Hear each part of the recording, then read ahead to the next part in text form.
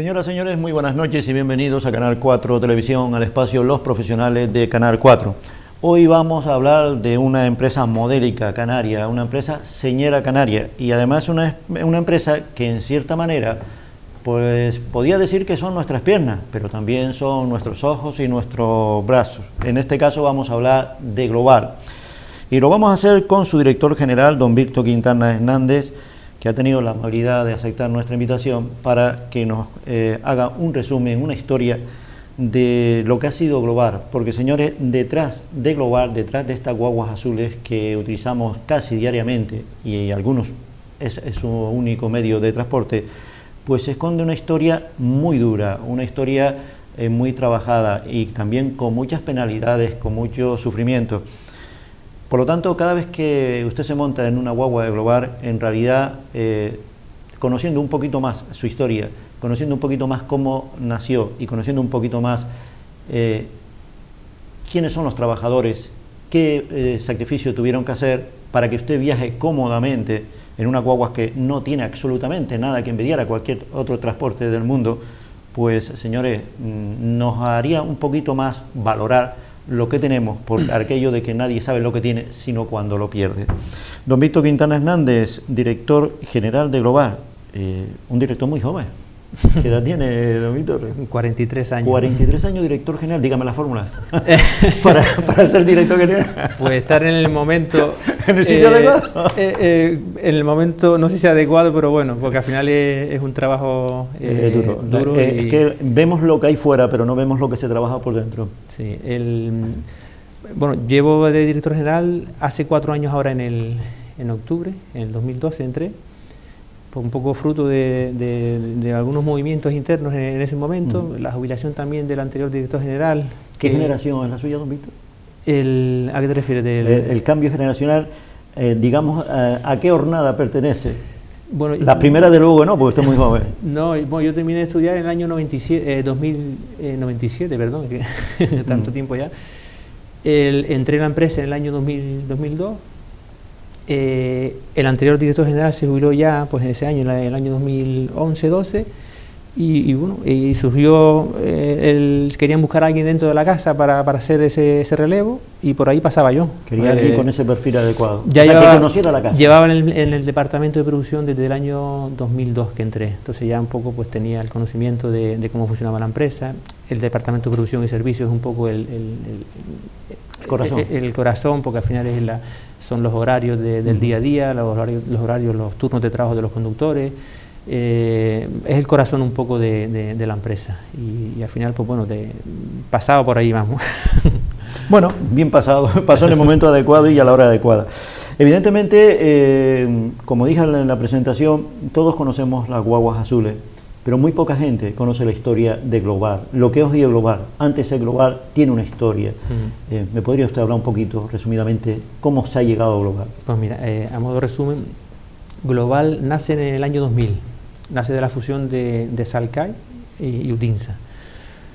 Si nos vamos más atrás, pues Salcay y Utinsa nacieron en el año 73. O sea, todos hemos convivido con Salcay y Utinsa, que dice voy a coger Salcay, voy a coger la Utinsa, todos en nuestra niñez. Yo es que ya no sé si sigue siendo el recuerdo de Salcay, sigue presente, porque todavía hay gente que dice voy a coger Salcay, y dice voy a coger Global. Pero nosotros lo recibimos con cariño, voy a coger la Utinsa. De hecho, tenemos todavía 2 guaguas, de las 300 guaguas que tenemos en explotación.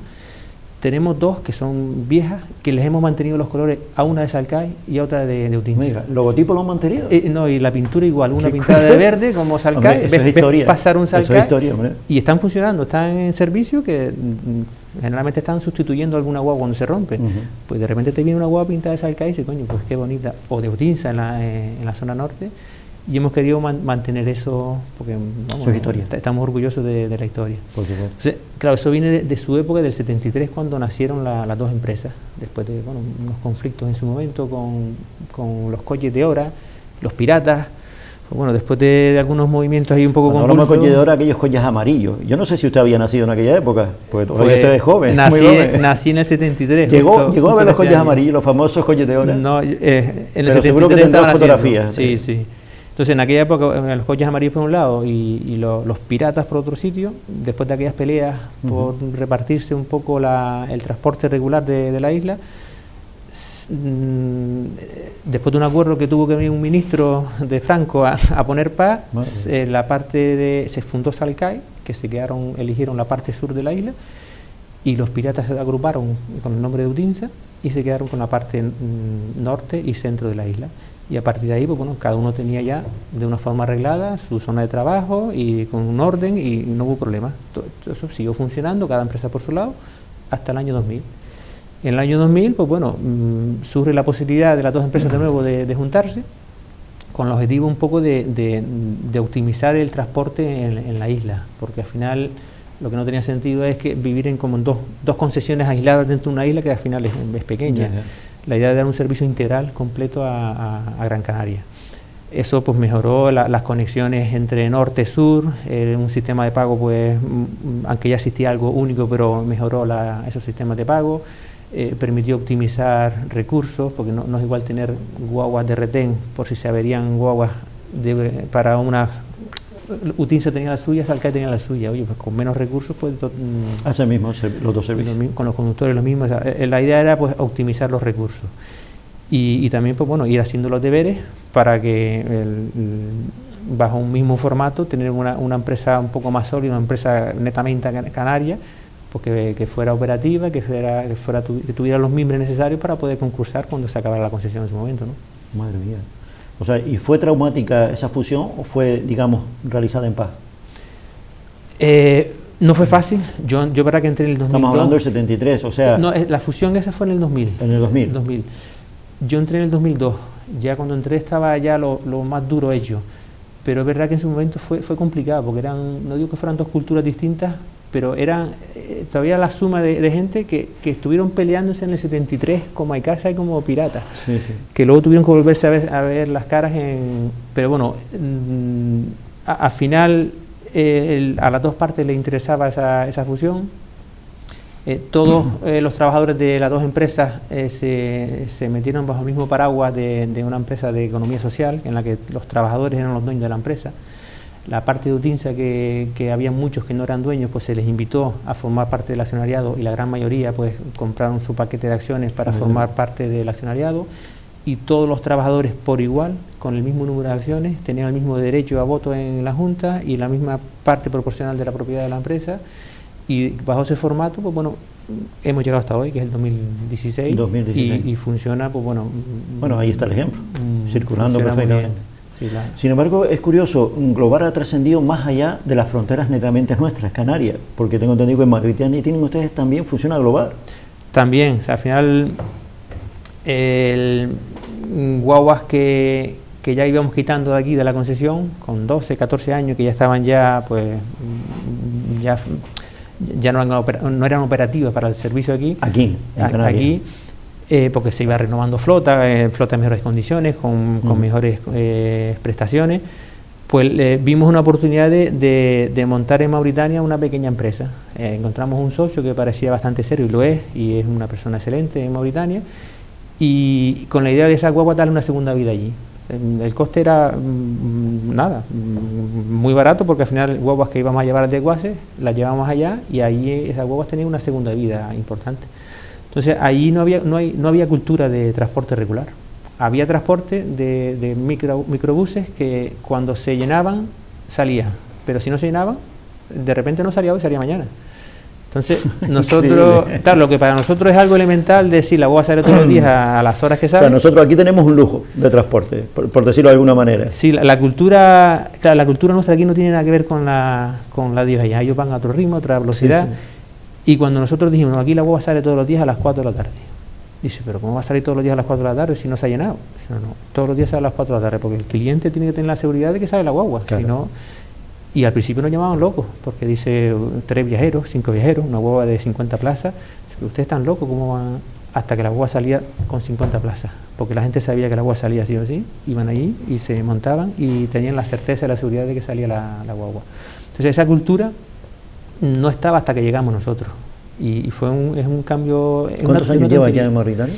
Allí empezamos en el 2008. 2008. Es verdad que a raíz de que entramos nosotros ya empezaron, la gente vio que, oye, pues esto funciona, entonces empezaron a haber un montón de empresitas ya alrededor, claro, que empezaron pues bueno, a hacer una labor de piratas también delante de la guagua nuestra.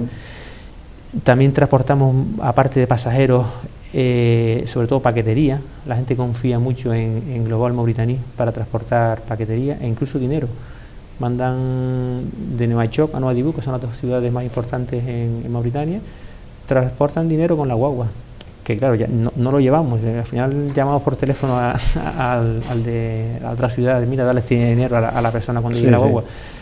Pero que la gente, la imagen de Global dentro de Mauritania y Global Mauritanie está también arraigada, porque hay mucho mauritano que conoce las Islas Canarias, sabe que... Sí, pero de hace muchísimos años. Sí, sí. De toda la vida, como se dice en Canarias. Y de hecho, de cuando estaba España ahí en esa zona, un poco más arriba, era la zona del Sahara, pues eran ciudades colindantes. Hay alguna parte de Mauritania que fue española en su momento, también la parte del norte. ¿Ustedes están aprovechando el tirón turístico de Mauritania? Porque ahora está de moda estos destinos de tipo africano.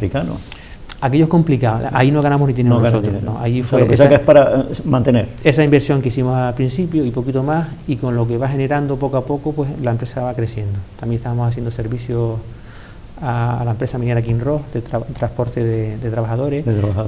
Con lo que va generando se van comprando unos microbuses que estamos operando con ellos allí, y el tema es que aquello que no nos delata, pero me parece como experiencia y los mauritanos allí, cuando en una ocasión estuve con ellos allí, orgullosos de llevar el uniforme de Global. La verdad que aquello se me ponían los pelos de punta. Sí. Bueno, hablamos de una empresa, pero claro, una empresa no es nada ni sirve para nada si no tiene un equipo humano detrás. Ahora mismo, ¿cuál es el equipo humano que forma Global?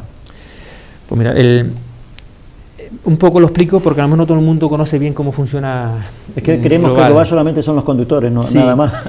Al final, los dueños de Global son los mismos trabajadores, o sea, para empezar. O sea, la propiedad de Global está enteramente en manos prácticamente enteramente en manos de sus trabajadores. Son los dueños de la empresa.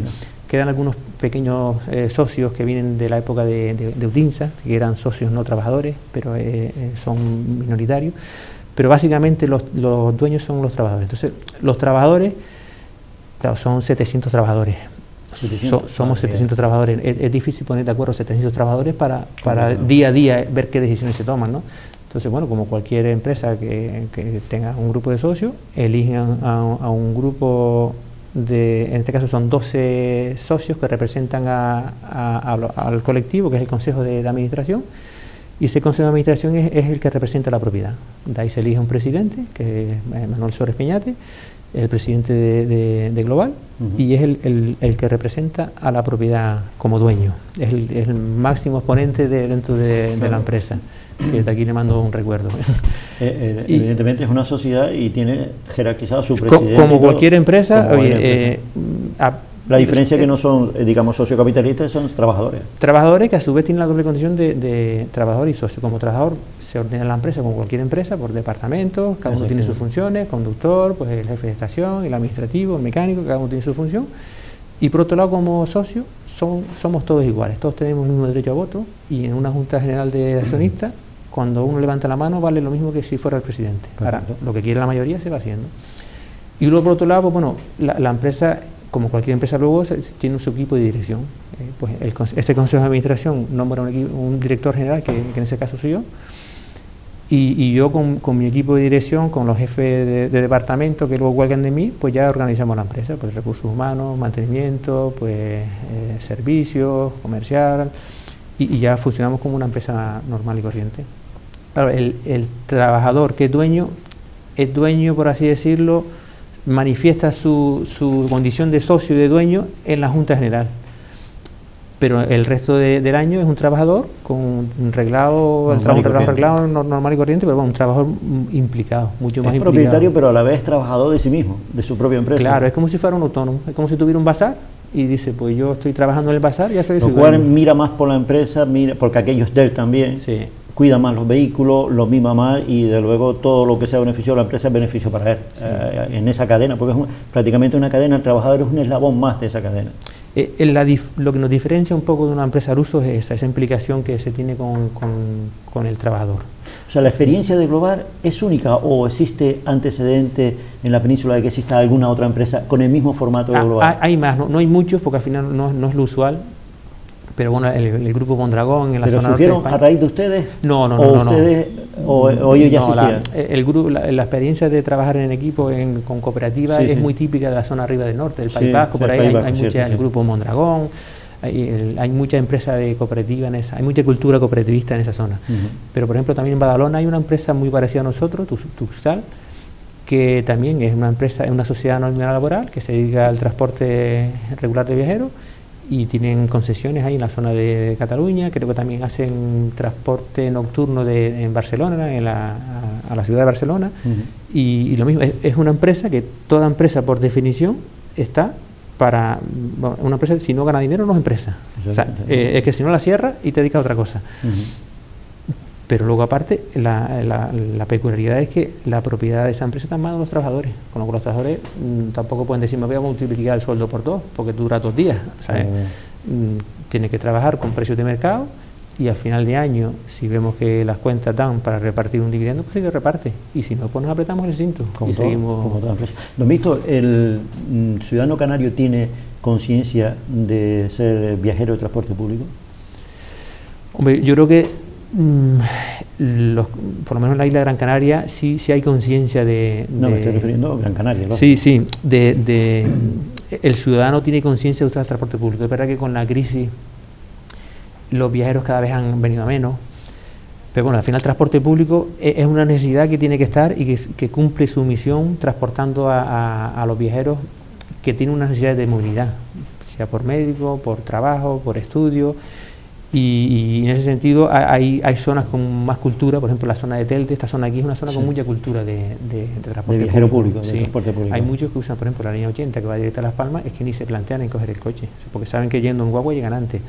Hay otros sitios que a lo mejor la cultura es menor, pero al final puede ser que la cultura sea menor o que nosotros no hemos sido capaces de darle un servicio atractivo que les haga pensar voy a dejar el coche porque en la guagua voy mejor. O porque en la ciudad no se den las condiciones necesarias para hacerlo fácil para que el transporte público llegue antes que el coche y no tenga los mismos atascos. Entonces es una mezcla de todo, pero en general la ciudadanía de la isla sí tiene una cultura de usar el transporte público. De usar el transporte público. Sí. Aunque, como decía, hemos ido bajando el número de viajeros con motivo de la crisis por un lado. Bueno, llegamos a transportar 30 millones de viajeros. 30 millones. En el año 2001-2002. Y ahora el año pasado lo cerramos en 19 millones y poquito. Es una caída de viajeros importante, motivada por varios motivos. La crisis agudizó bastante el paro. En la medida que el paro fue aumentando, los viajeros iban cayendo, porque claro, ese trabajador que iba a trabajar, iba y venía, ya no va, pues son 2 viajes menos al día, eso es multiplicado por mucho. También cada vez más infraestructuras de transporte para vehículos particulares también hacen que la gente, si tú se lo pones muy fácil al vehículo privado, pues el transporte público no lo usa, porque si tardas menos en tu coche porque te mueves por carreteras y tienes aparcamiento en los orígenes y destinos, pues el transporte público, pues lo normal es que no lo coja nadie. Pero lo que no tiene sentido es, hay que invitar un poco a las administraciones a que no gasten tanto dinero en infraestructuras grandes, porque con muchísimo menos dinero, aportando ese dinero al transporte público, se soluciona el problema de movilidad de una forma mucho mejor, más racional y gastando mucho menos recursos públicos.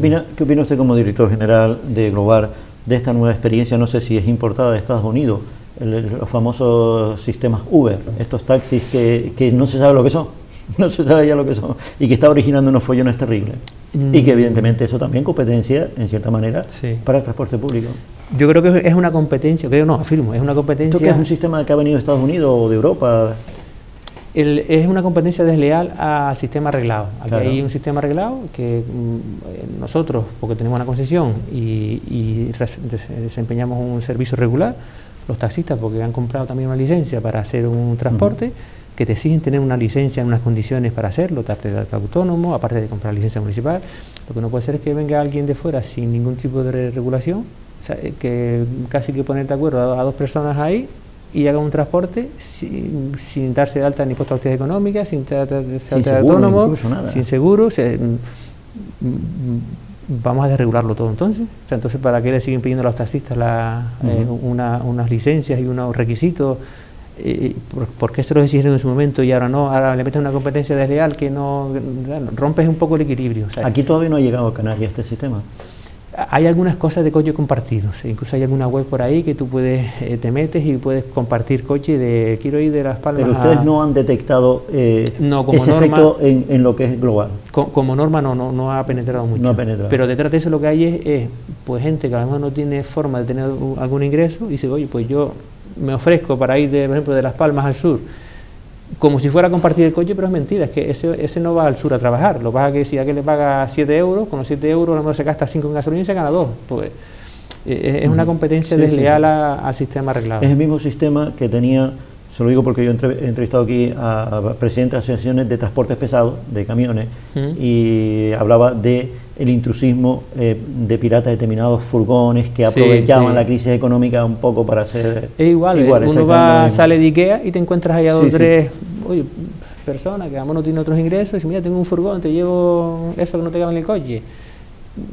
Y además tú en un momento dices, oye, pues llévalo, pero estás haciendo algo ilegal, porque esa persona no está ni de alta, seguramente no tendrá ni contrato de trabajo. Y después, por el otro lado, hay una serie de personas que se les exige una serie de requisitos y nos vamos a pagarle a aquel. Entonces, este pobre, el que cumple, lo penalizamos. O sea, no podemos animar a gente que no cumple, o cambiamos las leyes para todos. O sea, lo que no puede ser que para unos sí y a los otros le pongamos una alfombra roja para que pasen. También detrás de los socios, en este caso de los accionistas de Global, que son accionistas trabajadores, hay familias que piensan exactamente lo mismo. Es decir, me estás quitando a mí la comida y tú te la estás llevando de forma ilegal. Sí, el tema es que es curioso. Con el sistema actual no tienen cabida. No tienen cabida porque si tanto al transporte regular como a los taxistas le has pedido una serie de requisitos, una serie de licencias, una serie de requisitos a cumplir para desempeñar el trabajo. Lo que establece la ley. No puedes ahora cambiar las reglas de juego a mitad del partido. Oye, pues méteme los goles que quieras, ¿sabes? Curioso, no, eso es un gol bien metido, si prospera. Sí. Evidentemente todos los servicios públicos son deficitarios. Eso es algo que al usuario, al ciudadano de la calle, normal y corriente, al lego en la materia como este que le habla, pues nos cuesta entender. Oye, servicios públicos son deficitarios. Oye, si es deficitario, ¿por qué se mantiene ese servicio público? Y aquí entra una cosa que se llama contrato-programa. ¿Qué es el contrato-programa? ¿Cómo funciona y cómo nace? Mira, ya el REF cataloga el servicio público regular de viajeros como esencial. O sea, es un servicio público esencial. Está catalogado al mismo nivel que la sanidad, la educación. O sea, la posibilidad de cualquier ciudadano de moverse de un punto a otro de la isla se ha catalogado como esencial y que cubre necesidades, pues como decía antes, tanto de transporte para ir a estudiar, al médico. O sea, el transporte iguala las posibilidades de todos los ciudadanos de la isla. O sea, porque seas del nivel del poder adquisitivo que tengas, el transporte regular, reglado, iguala las posibilidades de ricos y pobres. O sea, da las mismas posibilidades al rico y al pobre de acceder al trabajo, de acceder a la educación, de acceder a la sanidad. Es lo más social que existe. O sea, el transporte público es que desempeña una labor importantísima, porque es igualador con todas las clases sociales. O sea, partiendo de eso, que por eso es esencial, la administración dice, bueno, como esto desempeña una labor importantísima dentro de la isla, yo quiero que todo el mundo tenga, dentro de unos límites, la capacidad para acceder. Pues habrá sitios donde haya más población, que habrá una frecuencia mayor, o otros sitios que haya menos población, habrá una frecuencia menor. Está claro que no puede haber la misma frecuencia de horarios de Telde a Las Palmas que de Artenar a Las Palmas.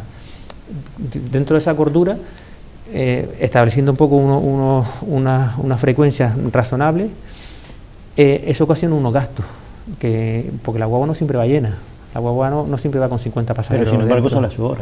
Sale todos los días a su hora, vaya lleno, vaya vacía. O sea, pues no podemos decir, como hoy no se montó nadie, no salgo, ¿no? Porque por el camino puede haber alguien que... porque por eso mismo que decía antes, da las posibilidades a todo el mundo de igualar sus condiciones como ciudadanos.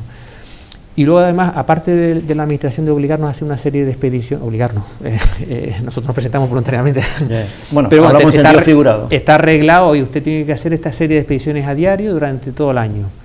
Tantas expediciones y además esta tarifa, o sea, no me puedo cobrar la tarifa más alta que esta.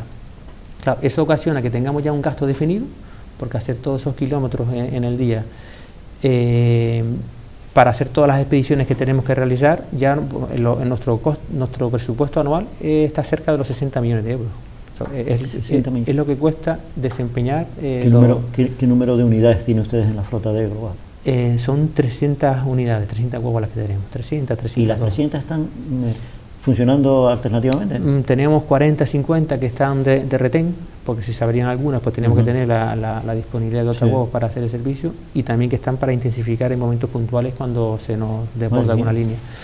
Entonces, esos 60 millones de euros no los ingresamos todos por la vía del cobro directo al viajero. El viajero está en torno a 40 millones de euros lo que ingresamos. Pero queda todavía 20 millones más. Claro, pudiéramos ingresar más si subimos la tarifa, pero dice la administración que espérate, no subas, que esto es un servicio público esencial, y el viajero yo quiero que no pague más de esto, porque quiero que sea accesible para todo el mundo. Claro. Nosotros, perfecto. Pero es como pasa en la sanidad, o sea, uno va al médico y no paga nada, ya lo paga la administración porque es un servicio público esencial, o va a la escuela y nosotros no le pagamos al profesor, lo paga el Estado. Aquí el viajero hace un copago, paga una parte y la administración paga la otra parte. Entonces ahí es donde entran los contratos programa. El contrato programa tiene como misión pues equilibrar, garantizar el equilibrio económico y financiero de la concesión. La concesión, habrá algunas líneas que sean más rentables que otras. Vamos, si hablamos de alguna línea de Las Palmas al Faro, puede ser más rentable porque son líneas que se mueven a más velocidad y pueden tener más viajeros, pero si hablamos de una línea, pues la de Tara, por ejemplo, la que pasa por aquí, pues no paga los costes. Pero bueno, en el conjunto unas líneas subvencionan a otras, una subvención cruzada que se llama, y la diferencia para garantizar el equilibrio económico y financiero de la concesión, ahí interviene la administración. Y a través de contratos programa que suelen ser de 4 años, pues se garantiza que la empresa que realice la explotación de ese servicio, que en este caso Global, pues que por lo menos equilibre los costes que tiene y garantizarle pues el beneficio que se tenga pactado con la empresa. Sí. Y por eso surgen los contratos programas, para garantizar ese equilibrio económico financiero de lo que surge de la explotación del servicio que depende del Cabildo. ¿Cuál es digamos, el organismo que, evidentemente, Global tiene su dirección, tiene todo su organismo, pero ¿Global de quién depende? ¿Quién ordena a Global hacer el determinado transporte? ¿El Cabildo?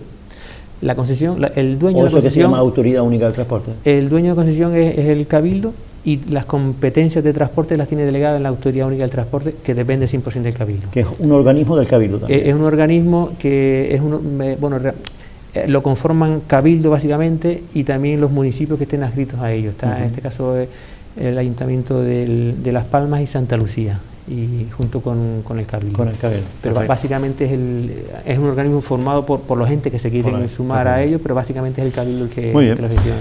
Señores, así termina la primera parte de los profesionales de Canal 4, esta vez con don Víctor Quintana Hernández, que es el director general de Global. Está intentando explicar, y creo que lo está consiguiendo, con un lenguaje popular y sencillo, lo que hay detrás de Global. O sea, lo que yo le decía al principio, cada vez que nos montamos en una guagua, en realidad no sabemos la historia que hay detrás, y ese paso y ese vehículo, antes de llegar a usted, ofrecerse a usted, pues por el camino hay muchas horas de trabajo. Volvemos enseguida.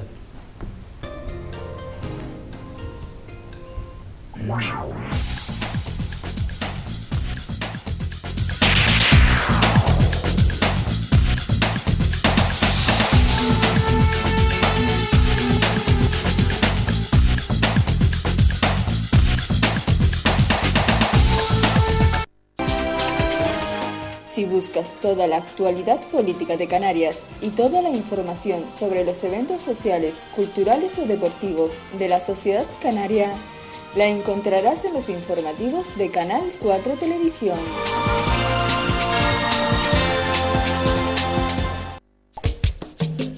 Hola, saludos, soy Juan Santana. Recordarles, todos los viernes por la noche a partir de las 9, el programa Calentito, aquí en Canal 4. Procuren estar con nosotros, los viernes por la noche a las 9. Calentito, ¡aú! FDS Canarias. Ya puedes retirar los aparatos eléctricos y electrónicos. No te olvides que recogemos todo tipo de aparatos eléctricos y electrónicos gratuitamente. FDS Canarias, siempre apostando por el medio ambiente.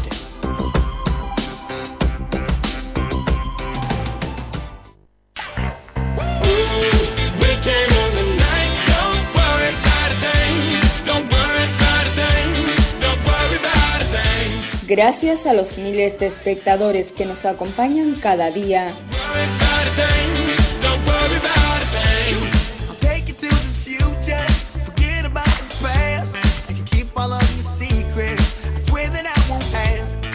Rompemos límites y expandimos horizontes.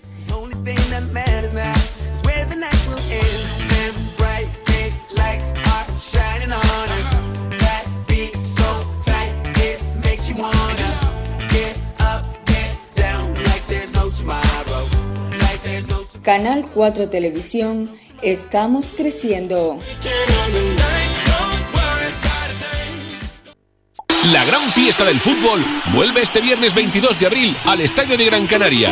Unión Deportiva Las Palmas, Español.